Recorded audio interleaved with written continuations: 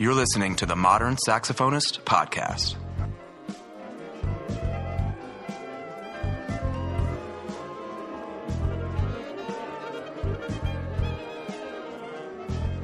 Welcome to the Modern Saxophonist Podcast. I'm your host, Mark MacArthur, and you're in for another guest spot here with a really, really fine saxophonist that we get a chance to talk to today. But first, I'd like to introduce my co-host, Eric Bradley. Good morning, Mark. Good morning. So how you doing, man? I'm doing really good, man. I'm excited for this interview. We've got like you said, a great saxophonist, but also a very good friend of mine from Florida State University. We met there. Dr. Noah Getz is here with us this morning. How you doing, Noah? Good, I'm doing great. Nice to be here, guys. Yeah, man, we're welcome. Glad to have you. Yeah. But so we met at Florida State. Like I said, it's been a number of years now, and tell us about you. I guess how'd you get into saxophone? Okay, so the saxophone was an instrument that I was very interested in from an early age, primarily because my dad used to listen to a lot of doo-wop music and early rock and roll, and there was always saxophone solos in that, and so it really kind of hooked me to the instrument. And so I was in 5th, 6th grade, and I approached the band director about the idea of playing the saxophone, and of course the saxophone's a popular instrument anyway, and so the band director didn't have any instruments left. So he suggested that I play trombone instead. And so I kind of was not that excited about that, but still wanted to participate in the band. So I brought it home.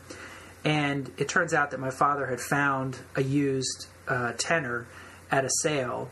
And he had gotten it. Dad. That's right. And he was hoping to wait until my birthday, but that kind of forced his hand. And so I ended up getting the tenor early. And actually was primarily a tenor player the whole way through my undergraduate. And I was on that horn for a good long while. It kind of worked out. Another funny story about that is that when I was in college as a double degree in music education and performance, I had to try the trombone for real. And turns out I'm terrible at the trombone. My arms are too short, and it was my least favorite instrument. So who knows where fate would have taken us had my dad not found that tenor. What do those band directors know anyway, huh? Right. Yeah, that's right. Well, he was just trying to get that thing off the shelf. Yeah. But yeah, so that began my love affair with the saxophone, and of course, as I learned more and more about the instrument, I became introduced to a lot of different kinds of music, which is one of the great things about being educated in an instrument, and that's when my interests grew from just listening to rock and roll and soft rock kind of stuff my parents were listening to starting to listen to jazz. Listening to classical music and the great things that were happening there. So really my education was led by the pieces I was playing and by my teachers and by the things I was able to expose myself to. Another really interesting a thing that your listeners might find interesting is that I actually began in 6th grade. I began a year later than most of the rest of my classmates were beginning on the other instruments. And so my band director, who was also a saxophonist, took a special interest in me and gave me some short private lessons. And I had this sense that I really had to catch up. And that really motivated me and allowed me to really ultimately excel, even though I started well behind the others. And that was really sort of a formative thing for me because it gave me a pace that was different than the pace that the others were going with, mostly at first because I didn't have any choice. I really had to catch up. And so I just kind of stayed at that pace. That felt normal to me. Something about, hard work or being an underdog in some ways can really pay off. So you're saying practicing really helps? Is that what you're saying? It helps. Yeah, excellent. Yeah, no, but I understand what you're talking about. That feeling that you're really not at a place where you're you're up at the same level as everyone. So if you're using the comparison, it's highly motivating to get going. It's actually that feeling that you're never quite there, which is actually the more you realize you don't be a musician. Because if we start, the more we know, the less when you get to college. Just in general, it's like, oh my gosh, more of a perspective we have. You really don't have it. What are these guys playing? If you're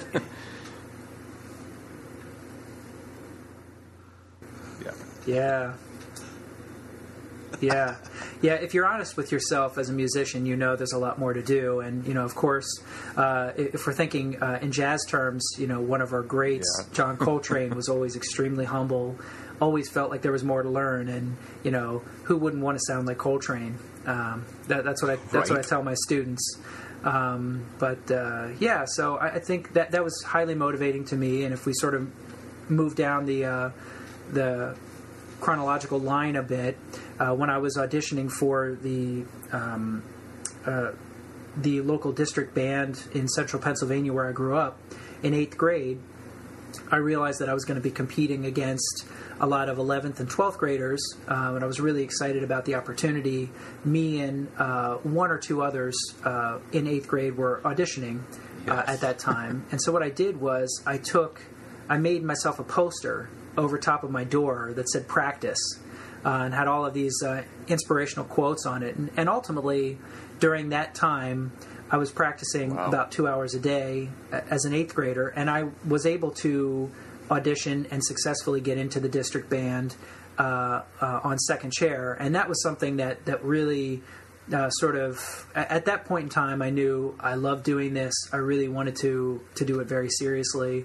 And that was another really important moment in my early musical career in life, to have that hard work pay off and give me this sort of accolade that made me feel really proud of myself and pushed me forward into my high school recent playing. Podcast. Right, Mark? Cool. Yeah.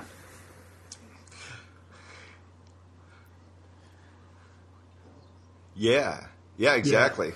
Go listen to that checklist podcast that's going to be posted. And by then the time this airs. you grew up in Pennsylvania, right? You'll really enjoy that for our listeners. And then, high school, huge. At what point did you kind of realize, That's college? Right. Yeah, Central Pennsylvania. This was going to be your focus?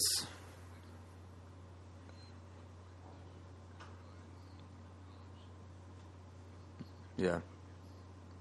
Well, I'd have to say that, honestly, it didn't take much longer after that first district's experience, and once I got into that, I was doing the various festivals on the saxophone as well as with voice through high school, and those were my favorite times of high school. I was a good student, and I didn't have any particular issues with high school, but those weekends away, working on music and with other highly motivated musicians and just creating really good products, that to me was the highlight of the year, without question. And so it became sort of an obvious choice, and it was just a question for me: was it going to be the saxophone? Was it going to be the voice? Which way was I going to go? And was I and other questions about would I do music education as well? Would it be primarily performance? Those types of questions were still perhaps a bit up in the air, but the idea that music was going to be a really central part of all of this was really never in question. It was always there.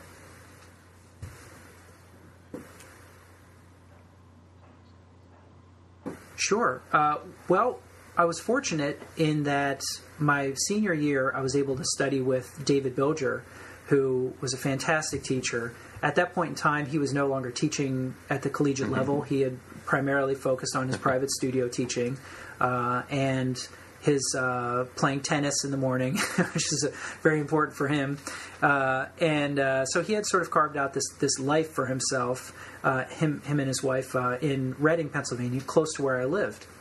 And David was the person who really put me on the right track in terms of the setup, the connections, all of what I really needed to find myself in a right place for college and move forward with this career. And so I remember that we were playing I think we were playing the Ward Concerto in the spring for competitions, and I had gotten it to a particular level. And so David said, we were in the middle of the lesson, and David said, hold on a sec, I need to make a phone call. So he called Paul Cohen, and he said, hey, Paul, you got to listen to this kid play the Ward Concerto. And so he left the phone off the hook, and David's wife, Doreen, is a great piano player who I was working with at the time, and so we played part of the concerto together. And that sort of was the way of making that connection in a really meaningful way, and that's something that David was fantastic about. And so it was really the idea. Our strategy was either Oberlin with Paul or Ithaca with Steve Mauck. Mm-hmm. And so those were the two real focuses. Of course, David had gone to Ithaca, and so that was a distinct possibility as well.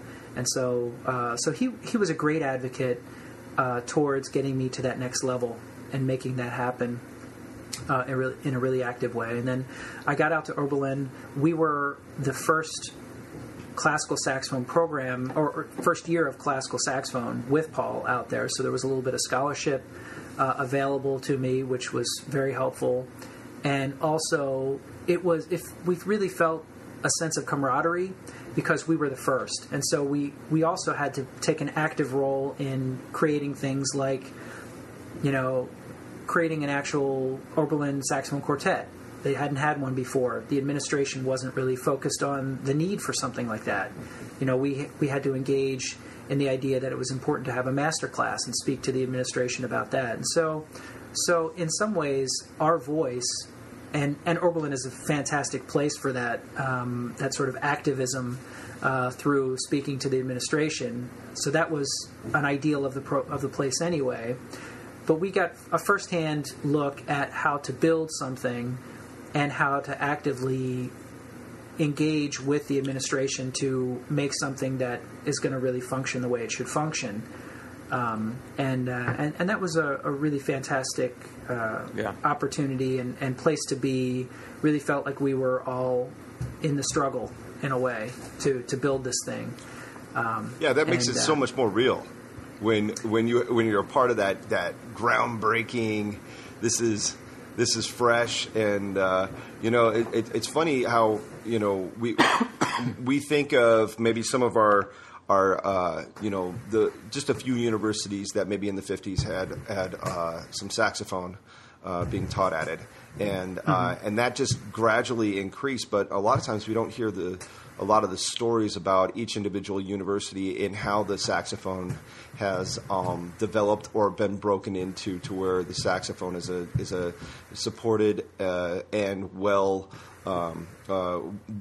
well-defined part of the university, and that is at Oberlin. You think about one of the major conservatory here in the U.S. that so many fine musicians. In fact, I've got one of my friend's students or not students, it's his daughter, his daughter's a bassoonist, and she's headed to Oberlin this next year. And you sit there and you That's go, great. It's a place where the finest musicians go, and the fact that you had the opportunity to be a part of starting that, I mean, now in retrospect, now looking back, and maybe where it's at today, do you see things that you all worked on at that time in place, or has it even it's probably expanded even more so now? Well, unfortunately, I'd have to say we're at a bit of a bump in the road with that program. It was it was sort of a golden era, and in the recent past, with some of the administration. Some people who have had an opportunity to gain more power in the administrative circles have not been as strongly supportive of the saxophone. And so we're actually at a time right now in Oberlin's history where it does not have a classical saxophone program at this point, which is a terrible tragedy. I did have a great opportunity, and I learned so much by being around really excellent musicians of all colors, basically, and creeds, playing, sitting in the double reed room, watching bassoonists work on their reeds and oboists work on the reeds, listening to the fantastic virtuosity of the string program there, which, just had amazing players coming out of it all of the time. And also being there at a time when it was a real hotbed for a lot of great chamber music. I graduated with the members of 8th Blackbird and know them all very well. And I also graduated with several string quartets that grew out of Oberlin that are now professional, internationally touring groups. And just a couple years behind me were the International Contemporary Ensemble members. So it was a fantastic time to be there, and I learned so much. And I'm so grateful for that time. For myself, I would just wish and hope that as we continue to speak to the administration and push, that we give that opportunity again to classical saxophonists moving forward, because it's such a rich type of education and different than you get from some of these other storied programs that you might be talking about, where the saxophone has now become one of the biggest and primary instruments in those programs. At Oberlin, that would never be the case no matter what. It would always be another program, no matter how big and great it would be. It would just be like the violin studio and the percussion and everyone else, because everyone's at a high level. Right. And so if I had a wish academically for, helping to shift history, that's what I would do with Oberlin, is I would find a way to make that happen again for students coming through, because that was really important to me. What's unfortunate that I find with what you just said is, we look at our major conservatories and that we have in the States here, and most of them don't have saxophone programs. And what I find dangerous out of that is that for the saxophone, where we really excel is actually in that soloist position. It's a beautiful soloist vocal instrument that has so many colors. It's rich and new music. It's really one of the few instruments that accepts new music and composition. That it's really unfortunate that we don't have representatives nearest some of the finest and brilliant minds in music today that are close enough to these in these conservatories where some of the finest decide to end up going, and we're not able to be a part of that environment, even from just a camaraderie effect. And so I'm glad you had a chance to be a part of that. I mean, that sounds like an intense and incredible environment that you were able to be in. And I agree with you. It would be great if that was the next step for saxophone, that those places were accepted, and we would get the opportunity to, as you said, for people to be able to choose to be in that environment. Well, if we all have to consider ourselves advocates for this instrument, and can put boundaries and create more opportunities for ourselves and for our instrument, and that's. All of us are in that situation. So that's well said. Yep, for sure. And so moving on from there, collegiately, you went to the Big Apple, right? After that, very well said. Yes, I did. Yes, after Oberlin, I was working directly with Paul, and we had a really good working relationship together. And he decided that he wanted to create a professional quartet in New York, and so he invited me to audition for Manhattan School of Music, with the understanding that we would also perform together up there as part of a quartet. And so it was a really nice opportunity to continue to work with Paul, have an opportunity to live in the city and have those types of opportunities for performance and access, and then also have this opportunity to perform with him in a professional quartet setting where I would be I played tenor in that group. It was called the New Hudson Saxophone Quartet. Great. Yeah. and so that so that was a really rich education for me as well. I had a lot of opportunities for performance in that environment. I had opportunities to sort of reach out and network in the city, and also had an opportunity to play at some of the venues that are really highly regarded around the world. I had an opportunity to do a recital at Carnegie Hall during that time as part of a showcase kind of thing, and had an opportunity to perform with the Juilliard Orchestra and the Juilliard Wind Ensemble, and also with the Columbia Orchestra, and got a chance to meet some really fantastic players, and worked with Ronald Roseman, who was an oboist who had performed with the New York Philharmonic during World War II. He had written a piece, and we worked together to arrange it for soprano saxophone. Still a piece that's in my repertoire, and a fantastic piece. And had a chance to perform with him there as well. So it truly was a really wonderful opportunity to live in a city center and get a chance to do some performing. That was wonderful. It also taught me about how to be a professional working musician. A lot of those lessons came from that time period, I would say, about punctuality, about preparation, about the importance of to pull together music at a very high level on a tight timeline. And if there's one place that I've ever been where people can do that well, it's the gigging musicians in New York. They're fantastic at that. They're no nonsense. You come in the first rehearsal, they mark up their part. Next rehearsal, they've got it nailed. It's amazing, and that was wonderful to see, and very helpful in terms of how I was able to move forward with things. It also demonstrated to me the flexibility and the sort of business acumen that was necessary to be successful, which I continue to use those lessons to this day. Yeah, that's great. Yeah, and so moving on from there, how, obviously we've alluded to the fact that Florida State was where you went for your doctorate, but how did you find out? How did I get there? It's a great question. Yeah. When I was in New York, a lot of people asked the same question. So, yeah. So, New York to Tallahassee. I'd spent at that point in time, I'd spent 6 years studying with Paul.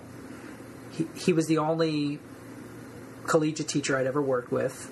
As I had said before, I'd worked with David Bilger for 1 year as well. So I knew at that point in time my goal was to be a college professor.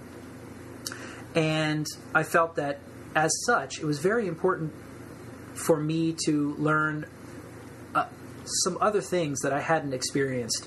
One is to work with someone else who had a different perspective about the instrument, just to expand my understanding, the way of teaching things, the way of knowing things. Because I think if you can know something 3 or 4 or 5 different ways, you can reach more students.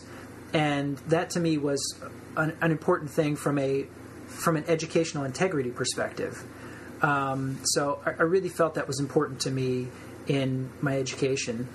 I also was interested in the idea that Florida State had a large saxophone program where other students were active in potentially commissioning, working with new music, new repertoire, and all of the places that I had been before, the saxophone programs had been small programs in larger contexts, musical contexts. And so I really wanted to experience what a large studio was like in terms of the setup for having the primary applied teacher at the top, teaching a studio of maybe 15 to 25 students, depending, and then having TAs working with the music education people and the younger students, and how all that hierarchy worked and how it all functioned. It also allowed me to attend Florida State on a teaching assistantship and really run my own small private studio, which is the type of experience that I felt was really going to be valuable to me, again, in seeking that full-time saxophone position and moving forward with those ideas. So I ultimately made the choice to go down to Tallahassee. And the reason I chose FSU is that Pat Meighan had been invited to Oberlin to give a master class, among others. And his teaching style just really stuck with me. I really felt like he was really clear about the concepts that he was teaching and how he was teaching them. He just had a great sense of how to do this, I think. And that resonated with me. Again, my goal was to be the very best that I could be personally. And it seemed to me, of all of the people that had come from master classes, Pat was the person who could take me to the next level in my own playing and in my teaching.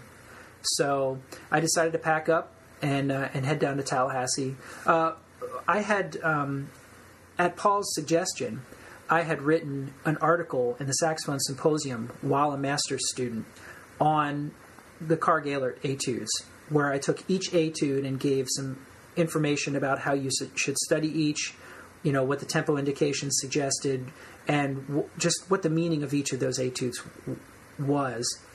It was a pretty time-intensive process to go through the entire book and to work with it, but I was proud of the product that I came up with, and it happened to come across Pat's desk prior to my applying for the doctoral TA position there. And it really stuck with him. He felt that was a really well-written article and a useful article. And he mentioned it to me during the audition process.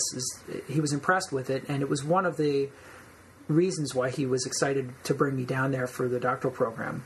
And so that's another sort of life lesson for those that are moving from the undergraduate to the graduate level. It's never too early to create materials that are going to be helpful to others. You may find that they will help you. And there's a lot of things that have not been done yet that teachers who get busy with large studios think, it'd be great if someone did this blank, but right. I don't have the time to do it. And so we as teachers, it's incumbent upon us as well to tell those strong, up-and-coming players, hey, what do you think about doing an article on this? Or why don't you record these things? Or those types of things.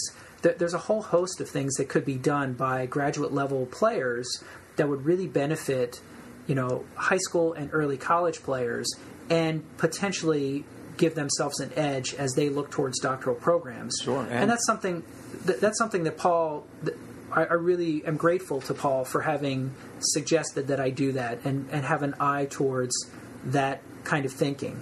Yeah, and that prepared you, too, for what you had to do for your dissertation, I imagine. I mean, that's an intense amount of writing and yes. research, Yeah, and ultimately right. you want to do something valuable, to the community. Well, and even with that, you take an etudes like that. Of course, is something. Love the Karg-Ehlerts.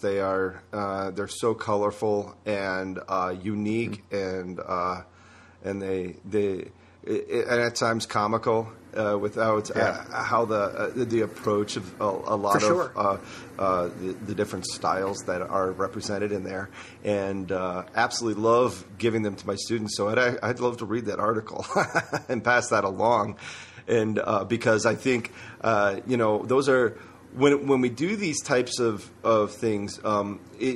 It's a perspective, and I love what you're saying, because in my own teaching, of course, you have to start by using what you know, and so I of course use Larry Teal, the Top Tones book, voicing, use all these materials, and then come to find out throughout my teaching, I love what you said about you got to have 4 or 5 different That's right. approaches to be able to get at a subject, because not every student's going to really accept just the one way to do it. Yeah, because it may not work for that one student, and but it worked for like 3 others. Well, law of averages doesn't work when you're doing private lessons. It's really it really is. Hey, this person needs help. How you gonna get them to figure this out? This is a big part. they need to articulate too. That teaching didn't work for them, so figure it out. And so once I did that, and I think every teacher who's had multiple students in their studio, you start finding that, okay, we need to do this. Next thing you know, you're developing your pedagogy. You're developing the very things that all of a sudden go. And I realize, I've just recently done a inventory. It's I haven't put them out yet, and hopefully part of this podcast is part of the stoke to get some of things out there. But boy, I've written down a ton of different pedagogy and different things and different approaches that I do that just vary. It's just a variation of some of the things that everybody else does. And I think any private teacher that's doing that's what ends up happening. And you're right. A lot of people in positions that a lot of us are waiting for them to do it, they don't have time. Right. That's right. That's exactly right. Or maybe don't have the need anymore. You might want the big name on the book in order to buy it, but if they don't need to do it, they may choose to use their time in other ways. Yeah. And so and those car gaillards are fantastic. It's such a forward thinking kind of concept to take all of these like previous dance styles from before the saxophone was invented and do them in a contemporary way. It really forces you to think, what is the essence of a jig, and how does Carl Gaillard then create this puzzle out of it, or this sort of funny thing out of it? That's one of my favorites. It forces you to really engage with that material in a really deep way. So it's I was hooked right away, and I was glad to do it. And I'm happy to circulate that article again for those who are looking to study it in greater depth. Yeah, we'd love to have Beautiful. For sure. And so, we mentioned dissertation. What obviously you have to choose a topic for that, and what did you ultimately decide to write on? Here's the fascinating thing about most dissertations I've found. You don't choose a dissertation; it chooses you. And that's not something that anyone really understands until they do their doctorate. You've got 2 or 3 things that you're kicking around. You're getting close to ABD, which is all but dissertation, and it's kind of like, okay, it's getting to crunch time. What am I going to do this thing on? And then all of a sudden something falls in your lap, and then you kind of have to run with it. I had some different ideas about what my dissertation might be about. For a long time, I was really thinking about writing about the music of William Albright, because I just think that is fantastic music, and I would love to dig into that. And so I was playing that repertoire in preparation for doing a dissertation on his music. But then what happened was I had gotten a copy of the Brant Concerto from Paul while I was in my master's, and we worked on it for a bit.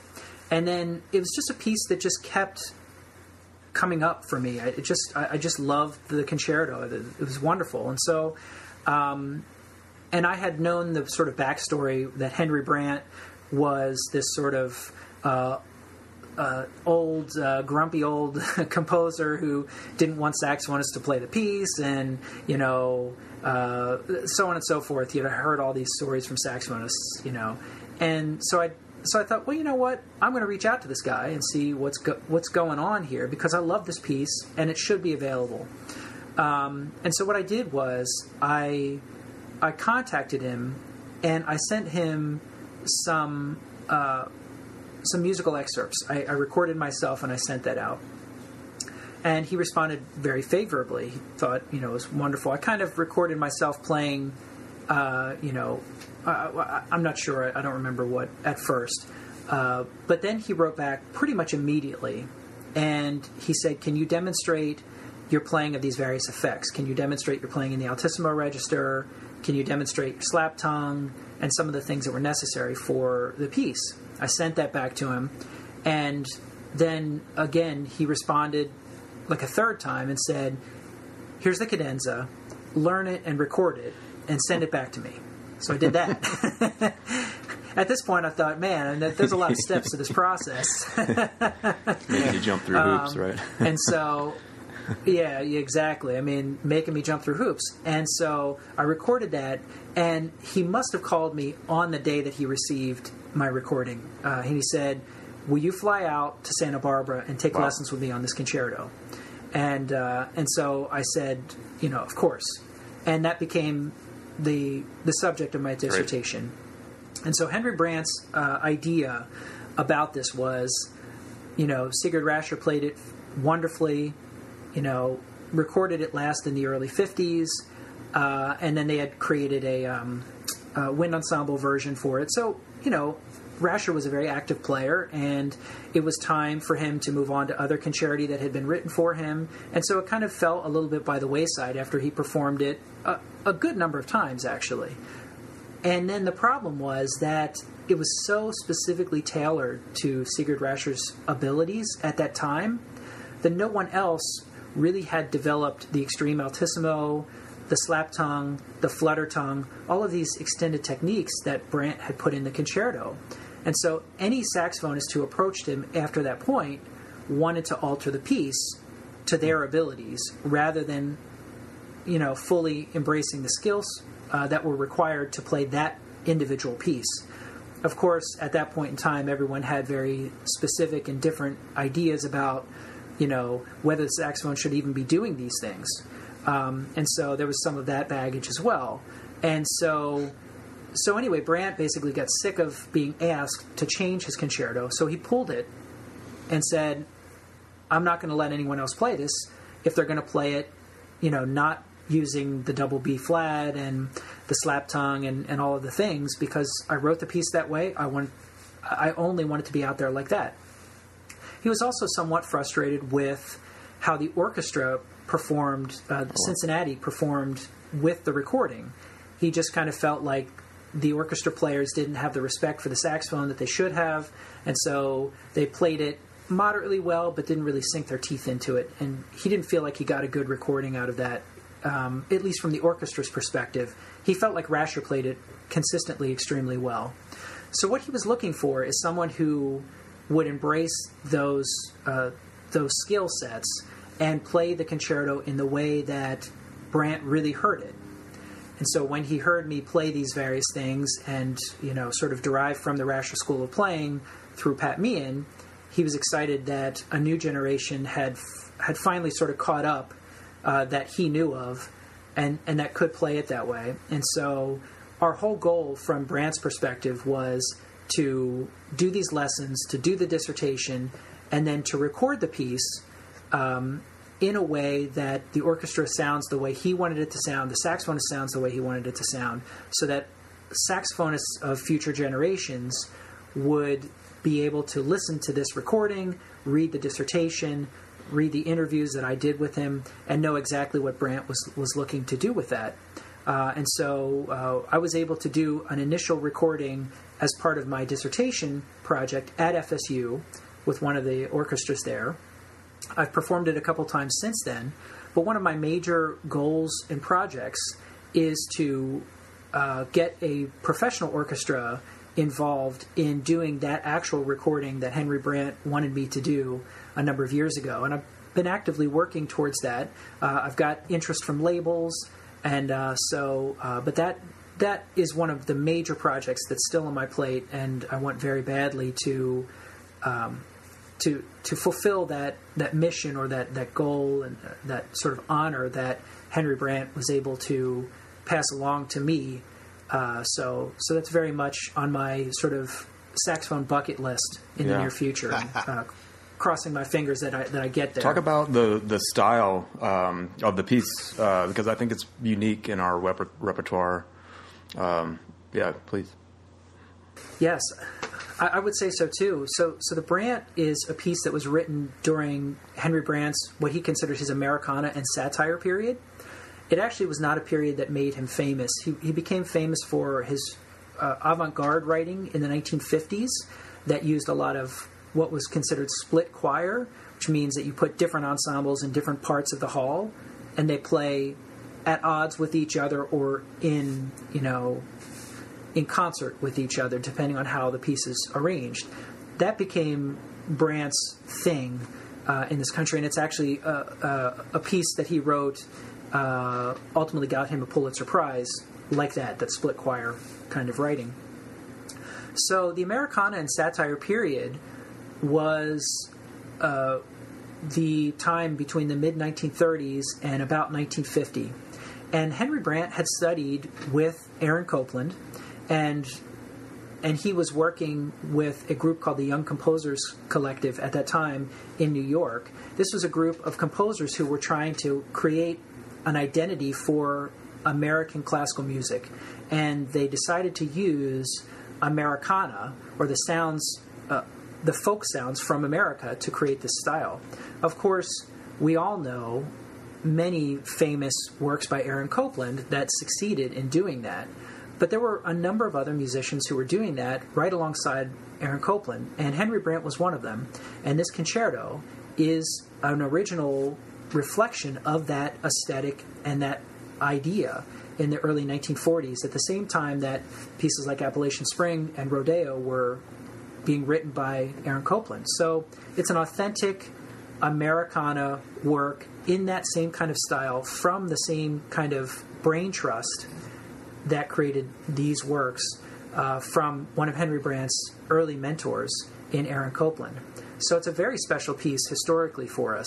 And it's also a piece that is accessible to, especially, I think, American audiences and American orchestras, because there's something about that folk element of Americana that speaks to all of us, whether we listen actively to it or not.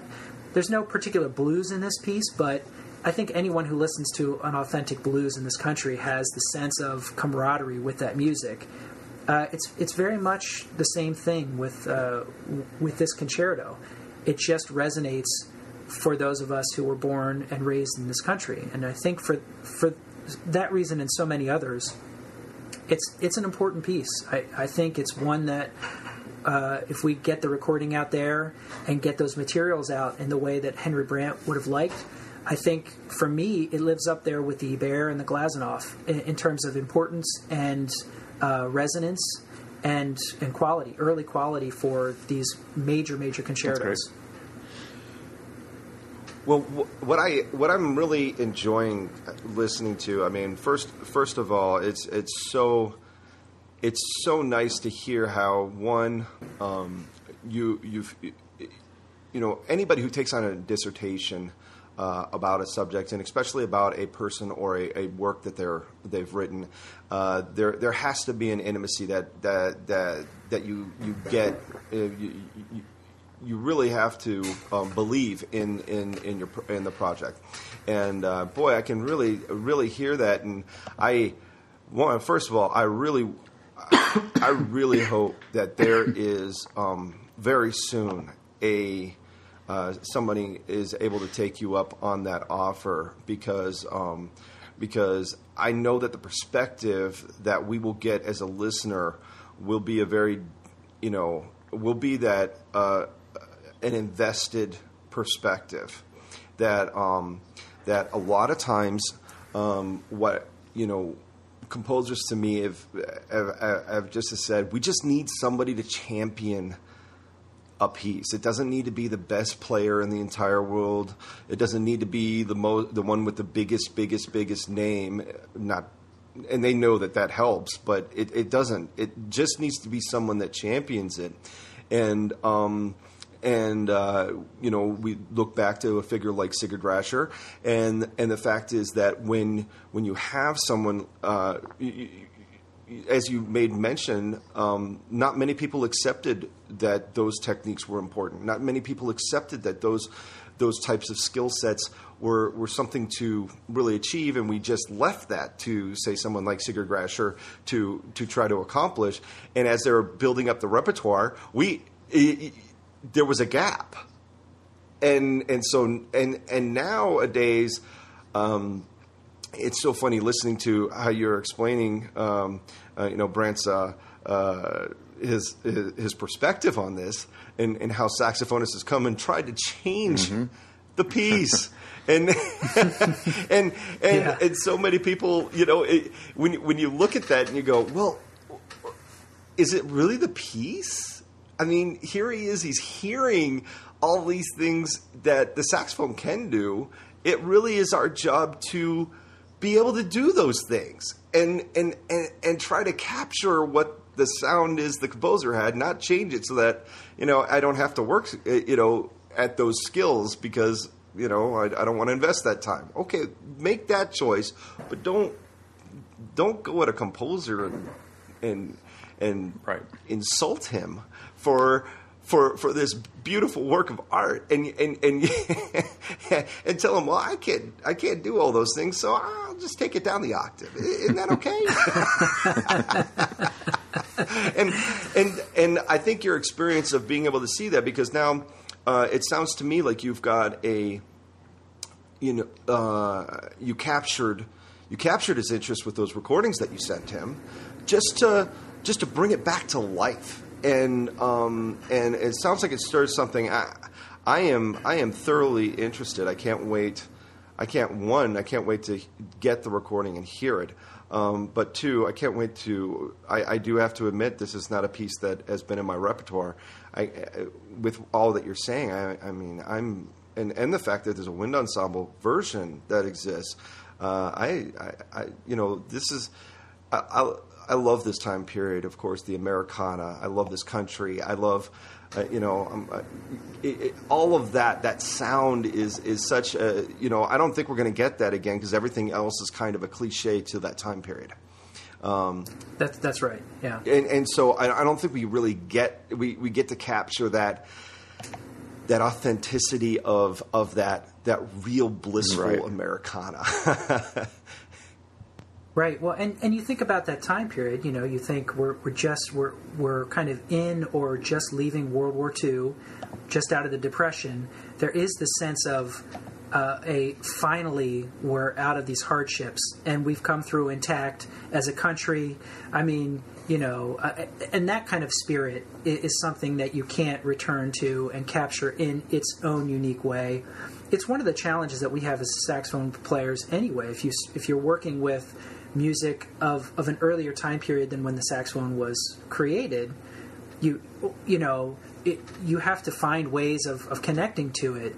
But then you get into this question of, well, would that composer have used the saxophone had they known about it, and why, and those types of things. Here we've got a piece that is original and unique to that time period, as you said, and something to cherish as a result of that. Right. And that's why we study some of these great pieces that are in our repertoire. I mean, you mentioned the Eberry, the Glazunov, and these that are stable parts of our repertoire. But we also have, say, optional parts that it's like, well, was that intended? Was it not intended? Are these? It's like, well, you can take that last C up in the Glazunov, but you don't have to. It's got right. It's part of the piece. Come on, what are you talking about? And then I do have it's and then you get high school students. Now I had one of my students who was actually on an early podcast, Connor O'Toole, and in his 10th grade, I gave him the. Actually, 9th going in 10th, I gave him the eBay. I said, "Hey, why don't you just start looking at this? We'll just see if this is something that you want to do."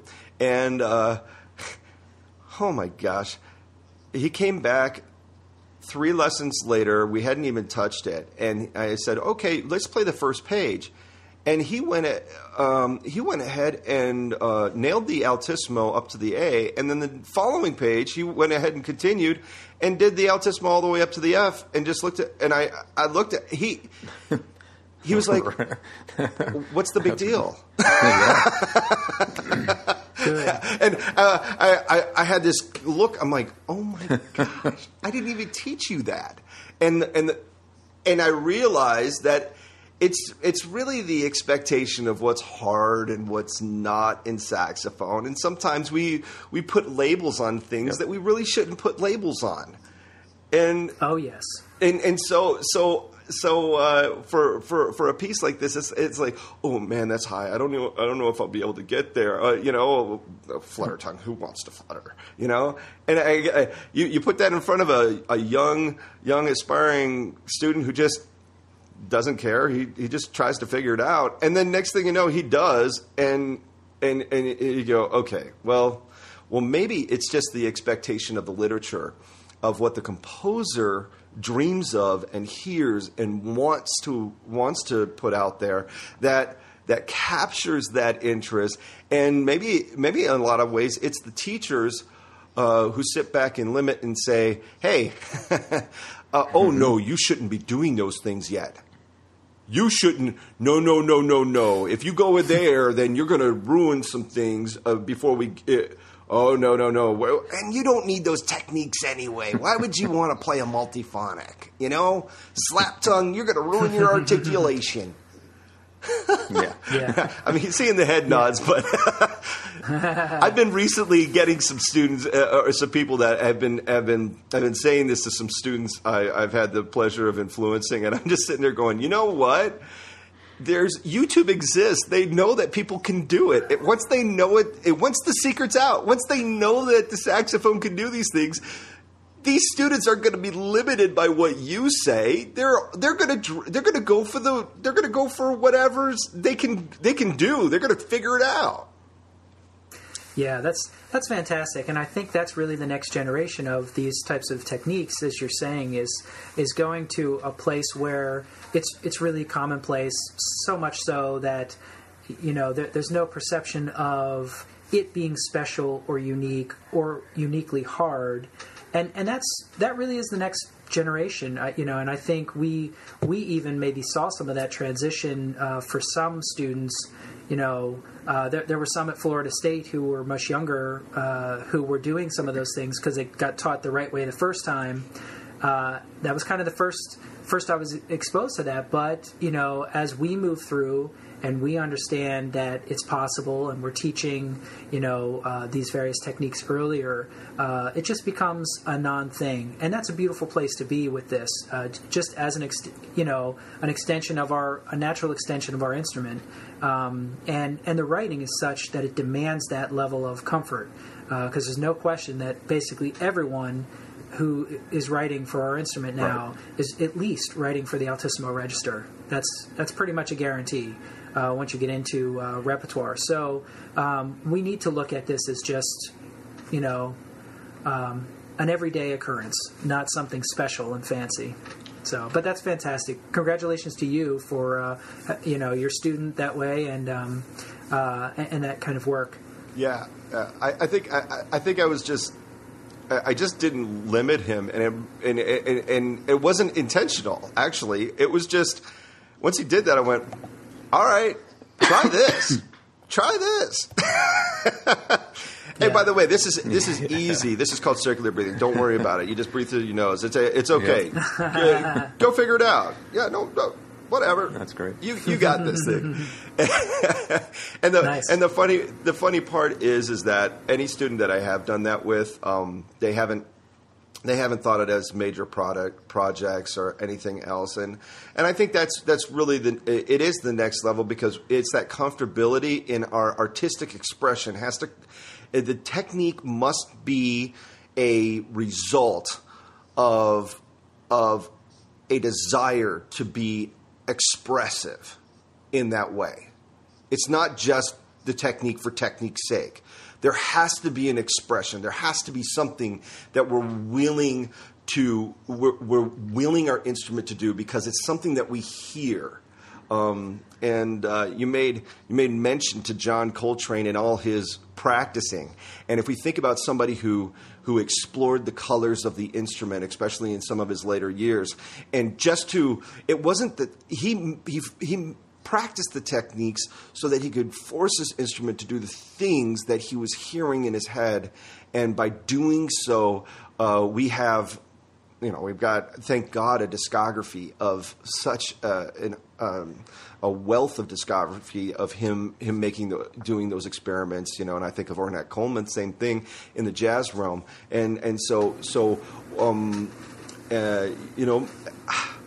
wow.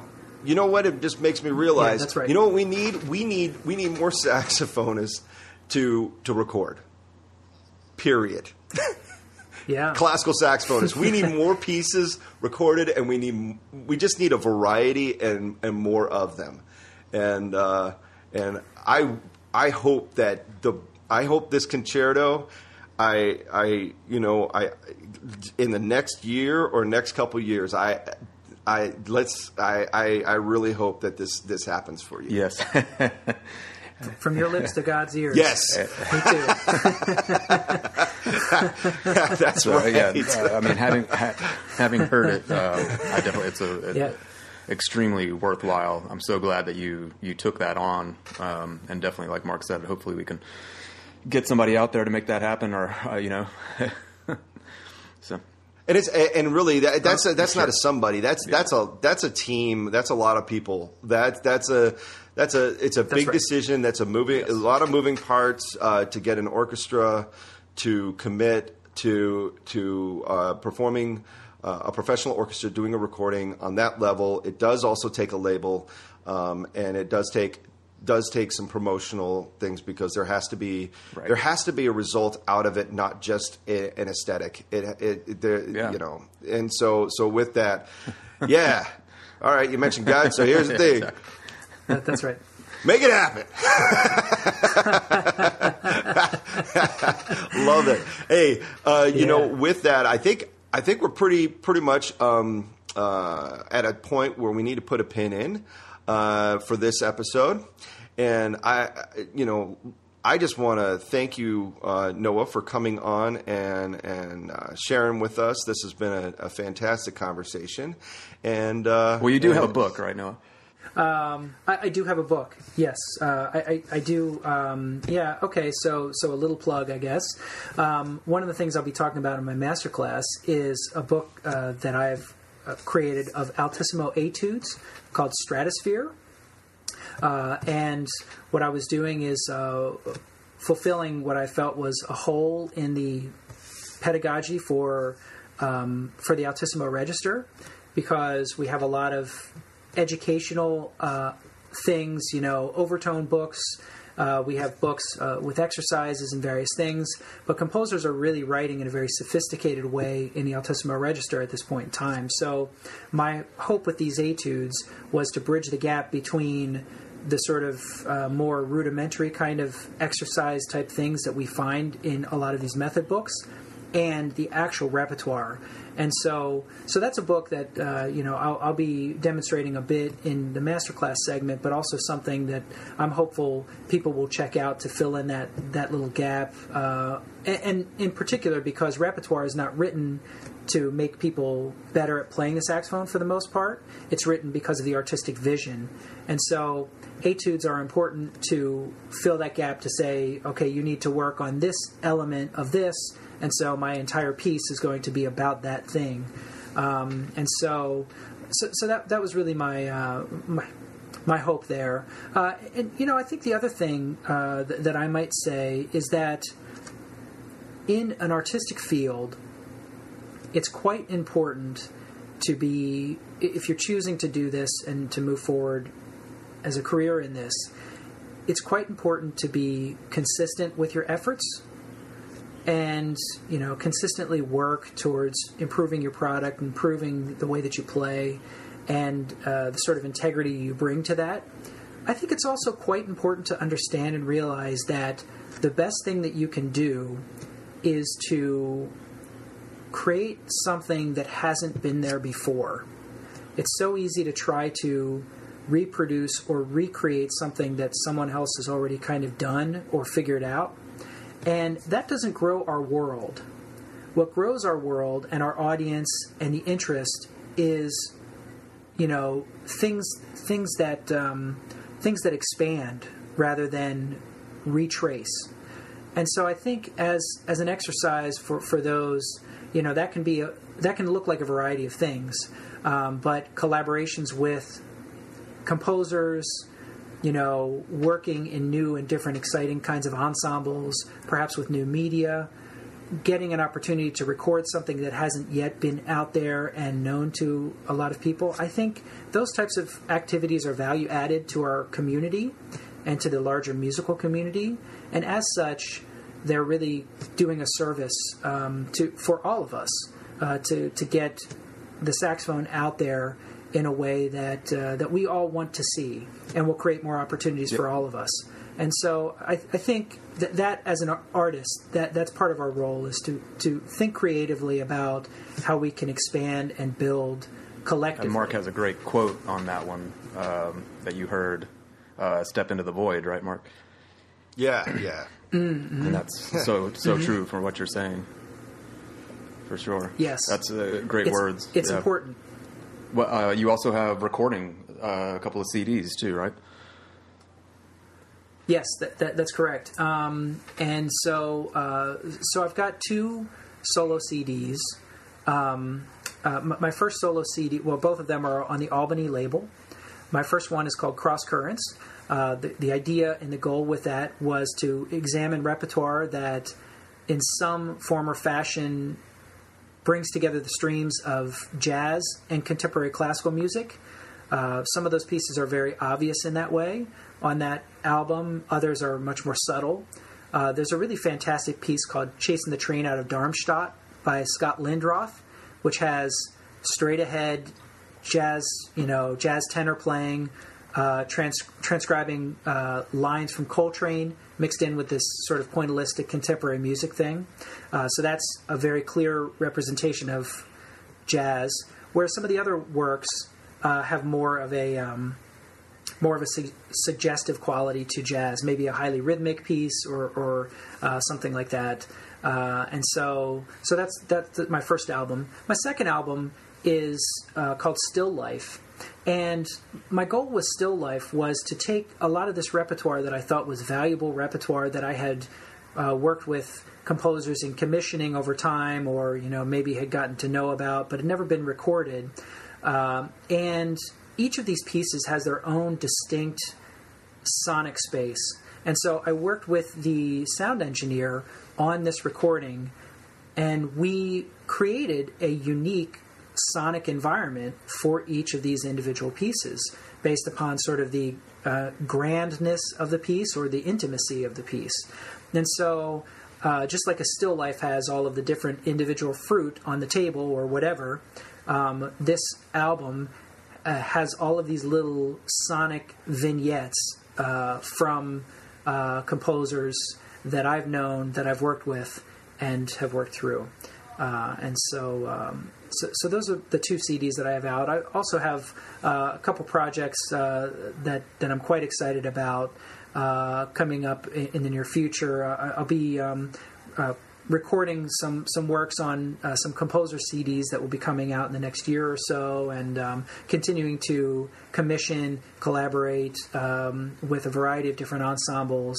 I continue to been working lately with a jazz bassist and an Indian flute player in an improvisational ensemble, which has been an awful lot of fun, and have also been working with some real-time computer processing to do some recording and performing. And so that's been a really fascinating journey as well. So my attempts at stepping into the void, if you will. Yep. There's a few voids in there. That's good. That's awesome. And you have a website. People can get links to those. Yes, absolutely. My website is noahgetz.com. And anyone can feel free to reach out to me as well if they have questions or would like to get on my email list. info@noahgetz.com will get me, and I can add you to the mailing list or keep you posted on those things. I'm also post those things whenever appropriate. I post those things on Facebook as well. I'm always happy to speak with people there. Noah Getz. So great. Well, this is thanks, Eric, for introducing us to Noah. And Noah, thank you so much for coming on. This has been a wonderful time, and we will have a more wonderful time coming up in our masterclass that you'll get to check out next week. And for everybody, and with that, I'm Mark MacArthur. I'm Eric Bradley. Thank you so much for having me. I'm Noah Getz. It's great having you, Noah. Time to go practice. Thanks for tuning in to this episode of the Modern Saxophonist Podcast. You can find us at www.themodernsaxophonist.com. We're also on Twitter @themodernsax.